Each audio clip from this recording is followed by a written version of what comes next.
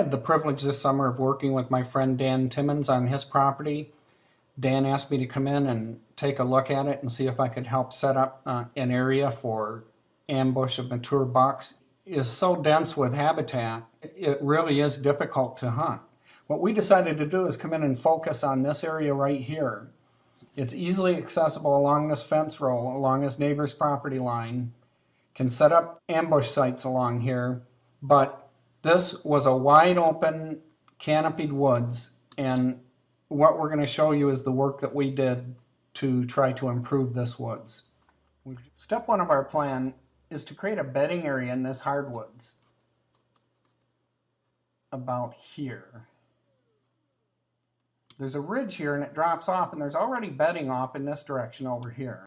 What you're going to see today is step one of our project, which is to create a barrier all along here that is so dense that you can't see through it.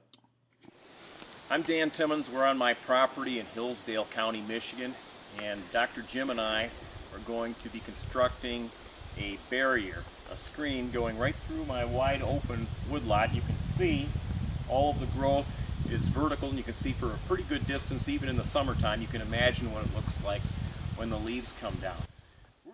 Now, Dan's entry route is right here along the property line. And what we want to do is we want to create some stand sites here, here, at various locations along here. Now, I'm not showing you the exact locations, but we're going to put several stand sites along here. We're going to create a barrier here that's so dense that deer can't see through it, they can't move through it, but we will come through after the barrier is complete and create particular paths for the deer to take to travel past these stand sites. Now, I'm going to show you the whole plan, and then we're going to present this to you in various pieces as we go forward with it.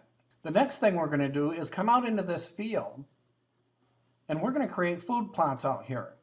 From this aerial view, this doesn't look very dense, but I can tell you there are shrubs and goldenrods and giant ragweed, and this is just a very good cover out here. And what Dan is going to do is take some of the features, some of the bushes, autumn olives, and other elements out here, and he's going to create a number of little food plots in here. And this is a very important part of the strategy, that we have these isolated food plots, because what we want to do is have different destinations for different groups of deer. This is how we get early movement of deer, and I've talked about this before. These deer, let's say in the evening, get up out of their beds, and if there's only one food plot out here, they have to take turns using it. The dominant doe in the area is going to own this piece of ground, so we're creating several pieces of ground so that these deer all move out in parallel. Now, once we get the does moving out here, and they've all moved to various food plots, the bucks are left alone out in the woods, and they have to get up and move to try to find the does. Now, the next thing we set up is two pathways. We have a beautiful array of basswood and other trees along here. And what Dan has done is come in and mowed this and created licking branches all along here, so that there is a perpendicular pathway along this woods edge, so this buck can check all the different pathways coming through here. We're also hinge cutting this area of the woods and creating another pathway along here so they can try and intercept doe families. So we're creating, again, parallel pathways for the various doe families and perpendicular pathways that we expect bucks to use to try to intercept these doe families.